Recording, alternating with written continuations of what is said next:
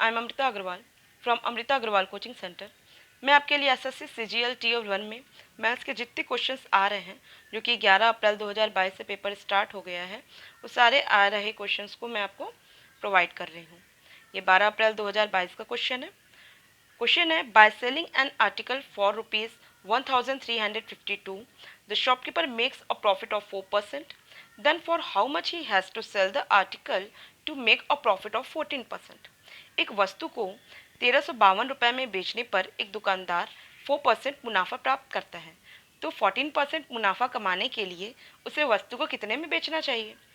तो कोई भी दुकानदार जब प्रोडक्ट को सेल कर रहा है तो उसे प्रॉफिट हो रही है 4% की, और ये जो प्रॉफिट होगी वो किसके आधार पे होगी, कॉस्ट प्राइस के आधार पे होगी।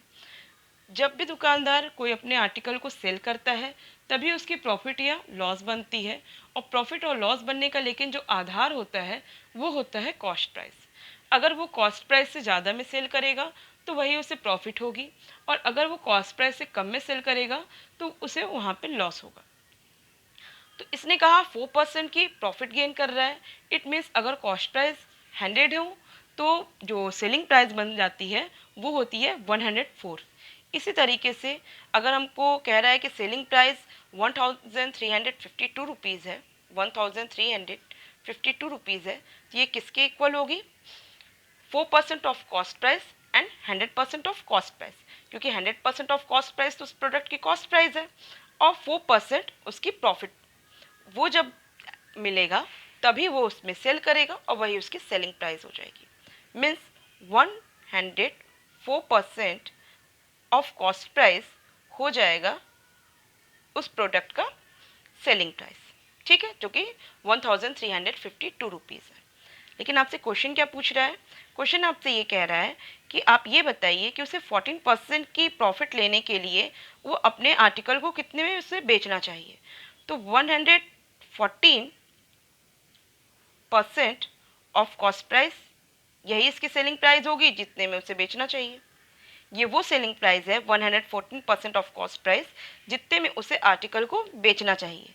लेकिन 114% ऑफ कॉस्ट प्राइस निकलेगा कैसे, सिंपल है, कुछ नहीं है।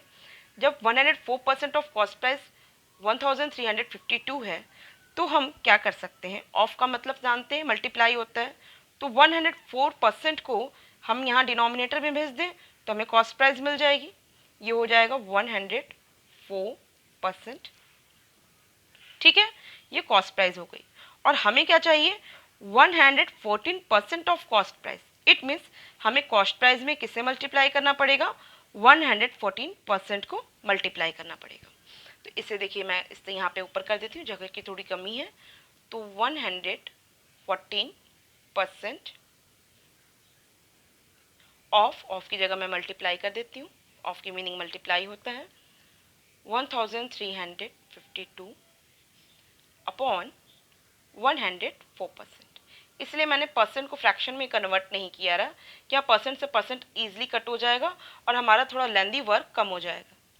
और इसे जब कैलकुलेट करेंगे तो 104 को जब मैं देखती हूँ तो ये कटेगा 104 1352 से जब कटेगा तो ये जाएगा 13 टाइम्स, और जब 13 को 114 से मल्टीप्लाई करेंगे तो हमें वैल्यू मिलेगी 1482, ये वैल्यू मिलेगी। जब इस 13 को आप 114 से मल्टीप्लाई करते हैं तो वैल्यू आएगी 1482। तो काफ़ी इजी क्वेश्चन था, बहुत सिंपल क्वेश्चन है और आपको आई होप अच्छे से समझ में भी आया होगा।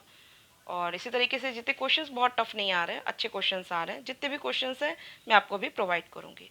और अगर आप चाहते हैं कि मेरे क्वेश्चंस आपके पास पहुंचे तो इसके लिए आपको मेरा चैनल सब्सक्राइब करना पड़ेगा और बेल बटन भी आपको दबाना पड़ेगा। और अगर आपको पसंद आ रहा है वीडियो तो आप लाइक कर सकते हैं, और आपके जो भी कमेंट हो वो आप कमेंट बॉक्स में लिख सकते हैं। Okay, bye.